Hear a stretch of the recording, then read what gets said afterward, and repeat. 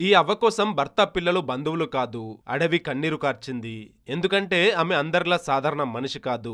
ప్రకృతికి తల్లి. కర్ణాటకకు చెందిన సలుమరాధ తిమ్మక్క 14 ఏళ్లకి పెళ్లై 20 సంవత్సరాలు గడిచినా పిల్లలు పుట్టలేదు. దాంతో చుట్టుపక్కల వాళ్ళు గుడ్రలంటూ నవ్వుకున్నా బాధపడలేదు. మనకు పిల్లలు లేకపోతేనేం, ప్రకృతిని పెంచి మొక్కల్లోన్న పిల్లల్ని చూసుకుంటానని భర్తతో చెప్పింది తిమ్మక్క.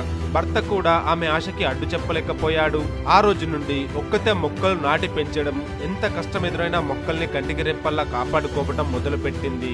డబ్బు లేదు, ప్రభుత్వ సహాయం కూడా లేదు, ఒంట్లో శక్తి అస్సలే లేదు. అయినా ప్రతిరోజు 12 కిలోమీటర్లు నడిచి వెళ్లి ఆ తల్లి నాటి పెంచిన చెట్లు ఇప్పుడు అడవిలా మారిపోయాయి. అంతేకాదు కొన్ని తరాలకు ఆక్సిజన్ ని ఇస్తూ ప్రాణం పోస్తున్నాయి. దాదాపు 3000కు పైగా చెట్లు నాటిన ఆమె కృషికి 2019లో పద్మశ్రీ ఇచ్చి సత్కరించింది భారత ప్రభుత్వం. కానీ 2025 నవంబర్ 14న ఆ తల్లి వృద్ధాప్యంతో మరణించింది.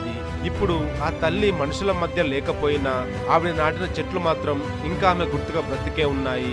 మనుషులకి ఆక్సిజన్ ని అందిస్తూనే ఉన్నాయి. మరి ఈ అవ్వ కోసం ఈ వీడియోని లైక్ చేయడం మాత్రం మర్చిపోకండి.